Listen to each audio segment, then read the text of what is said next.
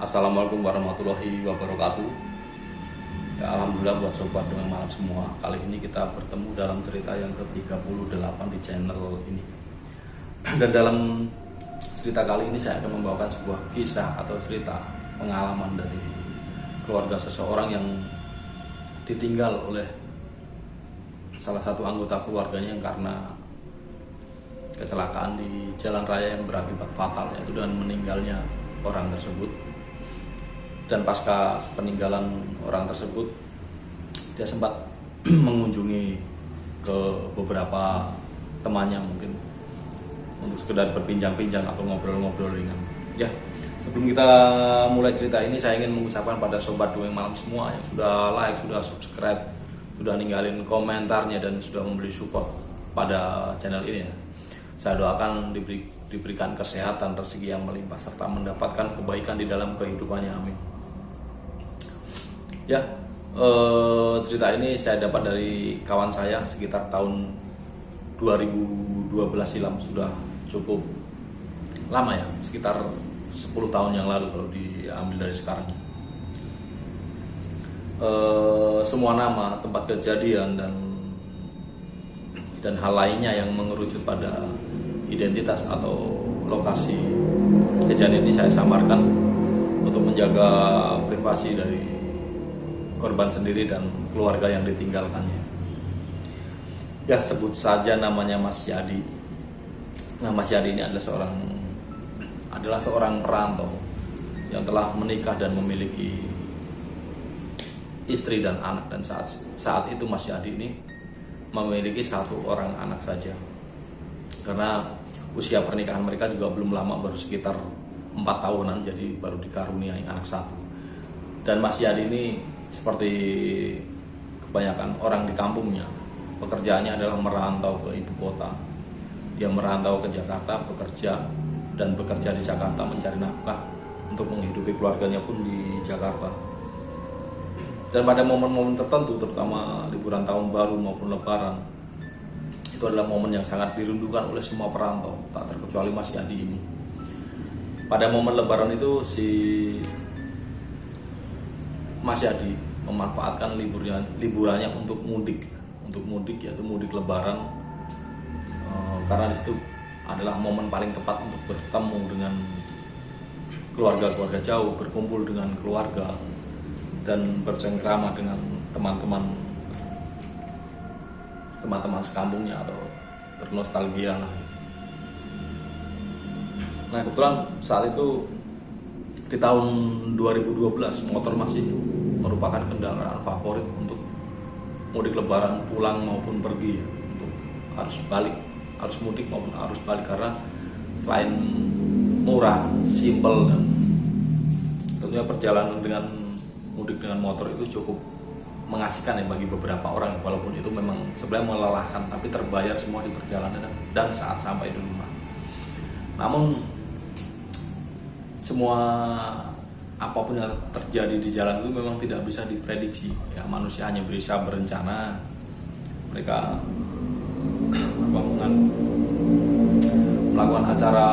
melaksanakan acara mudik tersebut dengan senang hati, dengan hati gembira, tentunya dengan harapan diberi keselamatan di jalan sampai di rumah, sampai kembali lagi ke Jakarta ya. Itu kan harapan semua orang, tapi ada nasib atau takdir berkata lain, seperti yang dialami oleh Mas Yadi itu sendiri.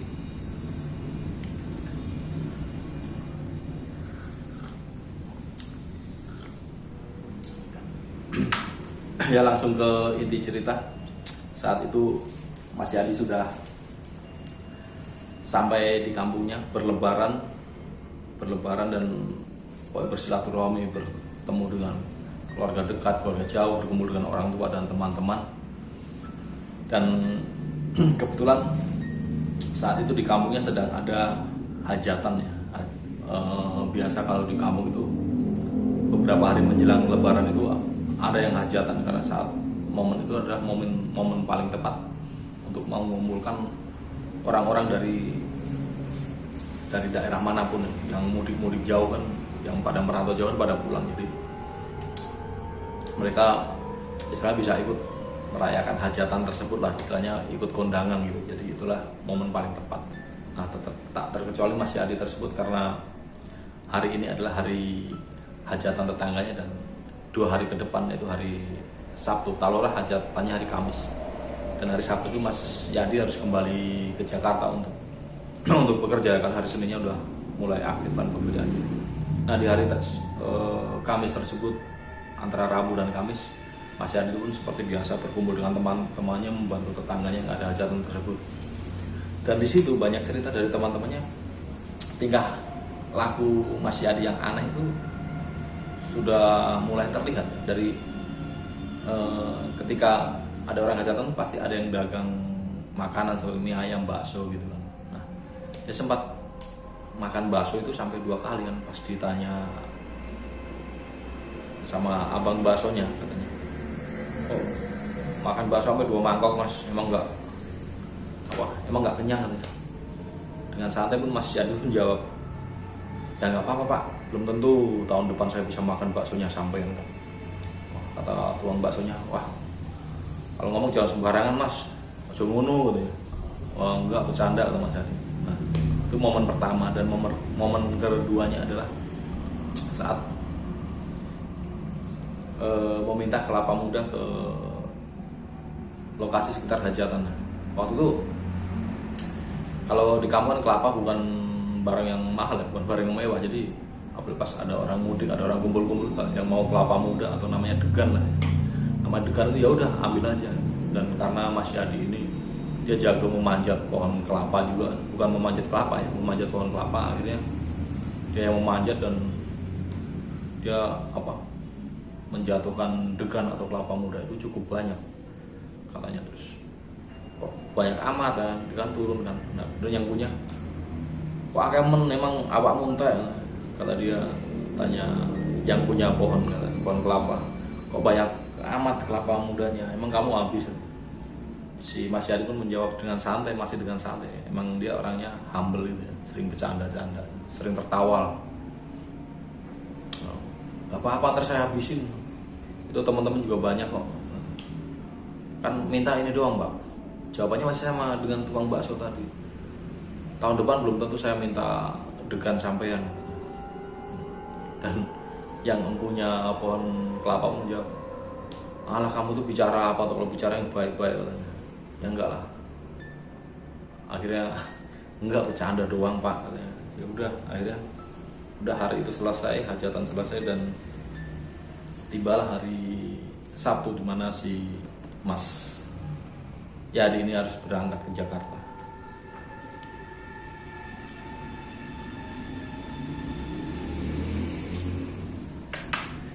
Hari Sabtu sekitar jam 4 atau 5 sore Mas Yadi ini berangkat ke Jakarta dengan membonceng istrinya dan anaknya yang kecil ini.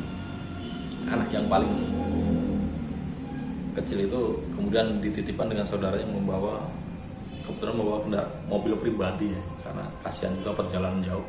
Akhirnya si anaknya ini dititipkan kepada saudaranya dengan kendaraan pribadi yang akan berangkat sekitar hari Minggunya gitu. Jadi istilahnya suami istri ini berangkat duluan, Mas Yadi dan istrinya itu, dan mereka berbarengan dengan rombongan dari kampungnya itu ada sekitar 4 motor dengan Mas Yadi, jadi dengan 3 temannya yang mereka masing-masing berboncengan. Alhasil sore itu sekitar jam 4 berangkatlah Mas Yadi dari kampungnya. Waktu pamitan selesai ya salam-salaman gitulah, perpisahan itu berangkatlah Mas Yadi bersama rombongan itu, dan mereka terus berjalan melewati rute ke arah Pantura sampai di daerah Boyolali, Semarang kan macetnya luar biasa itu karena arus balik masih bercampur dengan mobil kan, karena tol belum ada. Dan disitulah Mas Yadi ini terpisah dari rombongan karena saat itu belum ada HP Android, hanya HP GSM ya, telepon GSM itu. Jadi mereka kontak, nggak bisa Sherlock, cuma kontak-kontak aja nih, posisi di sini gitu kan. Ya udah, ternyata posisi si Mas Yadi ini katanya di depan, jadi rombongan ini mengejar. Dan pas kontak-kontakan lagi kok sampai daerah Alas Roban Batang itu kok pas kontak-kontakan posisi si Mas Yadi masih di belakang dan tertinggal jauh. Temannya udah nyampe Alas Roban dan si Mas Yadi ini masih di daerah Kendal. Ya akhirnya mereka janjian, ya udah nanti ketemu di Pemalang kalau nggak Cirebon katanya, yang di depan pelan-pelan. Oke katanya. Nah karena itu perjalanan cukup macet itu, jadi berangkat sore itu sekitar jam 3 subuh. Jam 3 subuh itu menjelang subuh, si rombongan itu udah hampir sampai ke Cirebon, dan si Mas Yadi ini dia ternyata tertinggal di belakang di daerah Brebes. Dan karena istrinya merasa kelelahan, jadi dia meminta si Mas Yadi untuk beristirahat di pom bensin. Akhirnya jam 3 itu mereka istirahat di pom bensin, dan mereka berdua setelah makan atau apa bersih-bersih toilet itu ada tidur di toilet tersebut. Dan semenjak itu nggak ada kontak dengan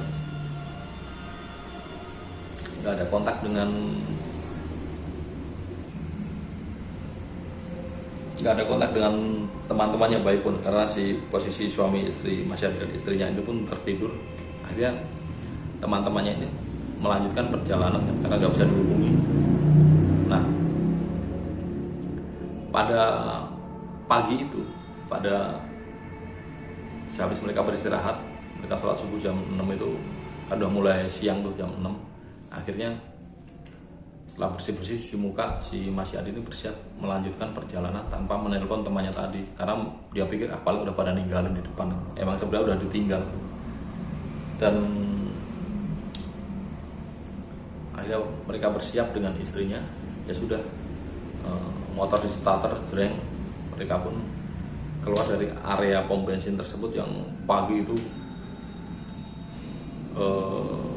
jalanan agak lengang karena pemudik sudah, mungkin ada yang sudah kebanyakan sudah lepas Brebes, dan kebanyakan baru memulai perjalanan sore. Jadi pagi itu agak sepi kan, jam 6 lewat dikit. Akhirnya Mas Yadi ini keluar dari pom bensin, dan naasnya Mas Yadi ini saat keluar dari pom bensin nggak melihat ke arah kiri atau arah belakang. Jadi dia keluar langsung nyelonong ke jalur 2, dan dari belakang ternyata ada sebuah truk kontainer yang syarat muatan, dan diklakson kan. Menurut istri atau saksi mata di sekitar itu, kontainer itu udah klakson cukup keras ya, dan mungkin dari refleks ataupun apa, Mas Yadi ini sendiri mungkin karena lelah dan ngantuk mungkin masih berasa, jadi refleksnya nggak bagus, dan naasnya di situ Mas Yadi terlindas truk kontainer tersebut bersama istrinya. Dan terlindas bagian tengah tubuh dan istrinya di bagian kaki. Akhirnya truk pun berhenti, warga pun menolong, dan ternyata si kondisi Mas Yadi ini udah cukup parah, walaupun dia masih hidup atau itu, tapi semua organnya sudah hancur dan istilahnya hanya tinggal menunggu waktu saja. Jadi saat itu tinggal sisa-sisa nyawa ya, masih bisa berbicara, masih bisa ngomong, tapi sebenarnya organ perut ke bawah itu udah hancur dan bisa dibilang terpisah. Tapi untuk beberapa menit itu masih bisa berkomunikasi, dan istrinya sendiri dia nggak sadar dan luka berat pada bagian kaki, dan alhamdulillah masih selamat. Setelah itu karena dibawa ke rumah sakit, si Mas Yadi ini meninggal di rumah sakit dan istrinya dirawat di sana, dan belum sempat menghubungi ke keluarganya, jadi belum ada kabar. Ini yang penasaran adalah teman-temannya pasti, karena teman-temannya udah mulai siang itu udah mulai memasuki Indramayu ya, karena Indramayu itu cukup panas, di macet di Jalan Persawahan itu mereka berkali-kali istirahat sambil menunggu si Mas Yadi ini, dengan sesekali menelponnya atau SMS-nya, tapi semuanya itu nggak masuk, nggak ada respon gitu. Pikir mereka paling baterainya lowbat atau gimana, juga kita tungguin pelan-pelan, kan nggak ketemu ya udah, ntar kita ketemu di Jakarta, ketemu. Oh ya udah. Jadi zaman dulu kalau pas arus balik ke Jakarta itu bener-bener macetnya itu seperti siksaan ya. Dari mulai Tegal, Brebes, Cirebon, Indramayu itu gak ada putus-putus ya, sampai Subang itu benar-benar melelahkan, apalagi yang pakai motor kopling, terasa banget. Hingga akhirnya mereka beberapa kali istirahat, dan menjelang sore hari sampailah mereka ke Jakarta, namun nggak ada komunikasi dengan Mas Yadi tersebut. Nah, ini satu sisi kejadian di Jakarta, di salah satu di kontrakan almarhum Mas Yadi ini.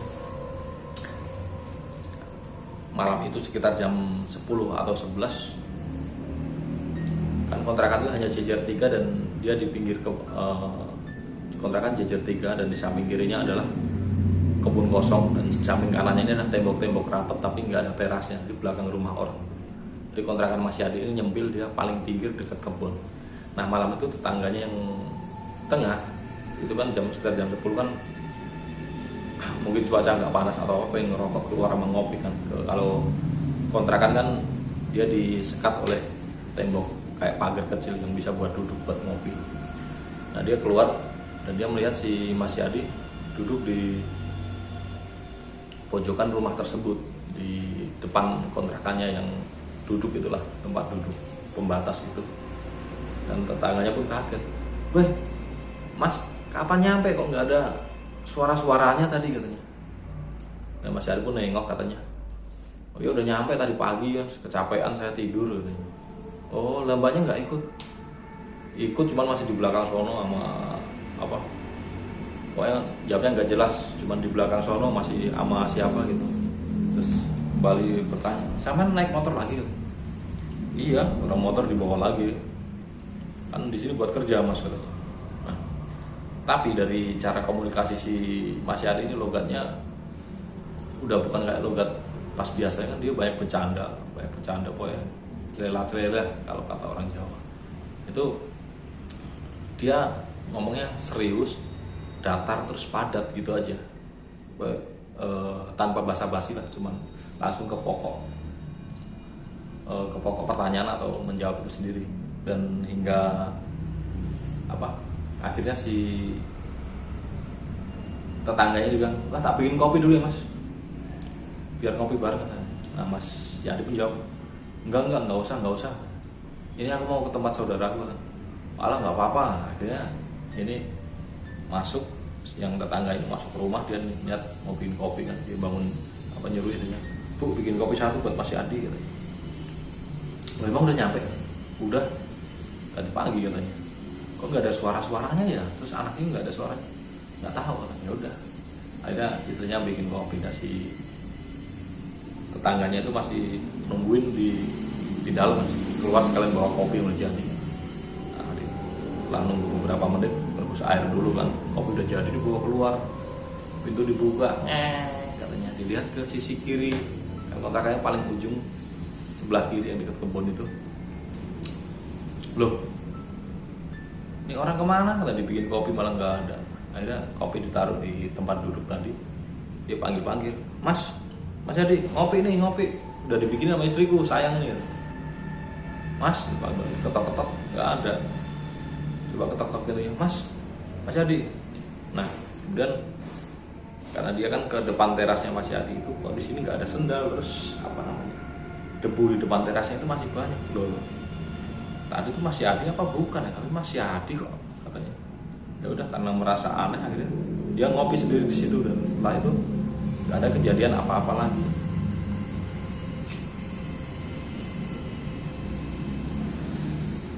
Dan malam itu kejadian yang sama terjadi pada temannya Mas Yadi. Jadi Mas Yadi itu juga punya teman akrab, dia posisinya itu di Bogor. Posisinya di Bogor, jadi sangat jauh lah dari Jakarta itu sendiri. sama-sama bekerja, dan dia adalah teman akrab sewaktu bekerja di tempat pertama Mas Yadi ini bekerja ya. Namanya Mas Rohim, udah disamarkan juga. Nah Mas Rohim itu malam itu karena dia posisi di Bogor dan dia nggak mau di Lebaran, dia lagi nyantai di depan teras rumah. Rumahnya masih rumah, bukan perumahan ya. Kayak di kampungan gitu, jadi di teras rumah. Dan tahu sendiri kan Bogor itu tiap hari itu adalah hujan adalah hal biasa di Bogor ya. Jadi namanya kota hujan. Di tempat Mas Rohim ini sekitar jam 9-10 malam itu sudah sepi ya, karena jauh dari jalan raya. Posisinya rumahnya tuh agak mojok di kampungan. Nah, dia biasalah, namanya udah bapak-bapak gitu. Merokok santai di depan rumah, mengopi. Itu kenikmatan tersendiri. Nah dari jauh dia kok melihat sosok yang berjalan menuju ke arahnya tuh. Sosok itu lama-lama semakin mengerucut. Lah ini sih kayak Yadi. Pas datang, permisi katanya. Kaget sih Mas Rohim ini, karena terus terang dengan Yadi udah hampir 2 tahun gak ketemu, karena walaupun mereka teman dekat waktu dulunya, setelah mereka terpisah, Mas Yadi di Bogor tuh udah gak pernah ketemu lagi, paling hanya calling-callingan lewat HP gitu kan. Udah akhirnya bener itu Yadi katanya, di jalan lewat apa, di bawah hujan rici-rici becek-becekan. Nah pas sampai rumah itu si Mas Yadi itu mengulurkan tangannya. Him Rohim, apa Yadi kan datang assalamualaikum, manggil nama Him Rohim katanya. Ya Him Rohim, kalau ada salah aku maafin ya, aku mau pamit katanya. Ada salah maafin. Lu yang bener aja, lu ada apa sih? Ada apa? Kenapa kok aneh begini kamu itu? Kamu jalan dari Jakarta apa gimana? Akhirnya sini dulu, aku mau pamit. Kalau ada salah maafin ya. Nah itu pas posisi begitu itu di depan teras. Jadi Mas Yadi ini nggak mau masuk ke teras. Cuman di teras ada batasan keramik gitu. Nah di situ akhirnya si Mas Rohim pun ke depan mengulurkan tangan buat salaman. Maksud Mas Rohim mau sekalian ditarik ke dalam buat ya istirahat dulu lah. Lagian biar cerita kenapa kesini kok jalan kaki, sedangkan Jakarta ke Bogor itu jauh. Pas salaman kok ngerasa dingin kan, tangannya dingin terus apa? Beda loh, mukanya agak pucat. Karena siapa? Mas Yadi warna kulitnya sawo matang, jadi kalau pucat tuh ya kelihatan pucat. Beda sama orang yang putih ya, pucatnya udah kelihatan banget. Nah ini orang sawo matang kok pucat gitu. Setelah salaman tangannya dingin, mau ditarik gitu si Mas Yadi itu melepas tangannya. Udah ya, aku pamit dulu katanya. Yadi lu yang bener aja lu, Di. Lu udah jauh-jauh dari Jakarta ngapain? Lu jalan kaki apa gimana? Nah anehnya di situ si Mas Yadi ini dia berjalannya mundur pas minta pamit itu. Mundur sambil menatap ke Mas Yadi, tapi menatap itu bukan menatap apa ya, komunikatif atau interaksi, itu bukan. Jadi menatapnya tatapan kosong, walaupun menatap Mas Yadi bukan interaksi itu. Bukan menatap dengan interaksi, tapi tatapannya kosong. Hingga akhirnya mundur kan, depan rumah kan nikung itu jalannya, dia tetap nikung dan kemudian apa, mundurnya itu cepat banget dan dia plastik itu menghilang gitu aja. Dan Mas Rohim itu pun apa namanya, dia nggak sempat berpikir dengan cepat kan. Di satu sisi dia berpikir ini apa sih, ini kenapa sih, ini si Yadi ini kenapa kok bisa sampai sini tapi jalan kaki, terus pamitan jalannya mundur. Dia masih berkutat dengan pikiran dan penasaran itu. Si Mas Yadi keburu menghilang, si Mas Rohim ini nggak bisa mengejar. Jadi pas udah kejadian ya udah lewat gitu aja. Akhirnya dia duduk lagi. Ini apa ya katanya, si Yadi itu kenapa? Terus tadi si Yadi apa bukan? Akhirnya merasa ada yang aneh, pikiran nggak enak, dan Mas Yadi ini agak penakut orangnya. Dia pun langsung masuk ke kamar dan cerita dengan istrinya. Dan istrinya itu cuma ketawa-tawa, malah paling perasaanmu aja Mas. Enggak ada, ini benar kan. Nah balik lagi ke lokasi kejadian si Mas Yadi yang berada di rumah sakit itu. Kecelakaan pagi hari dan sore hari baru bisa polisi dan orang yang mengurusi kejadian itu baru bisa menemukan kontak nomor HP yang bisa dihubungi. Dan kemudian sekitar jam 10 malam polisi itu menghubungi nomor-nomor yang tertera di nomor HP Mas Yadi tersebut ya, mulai dari keluarga kampungnya, teman-temannya.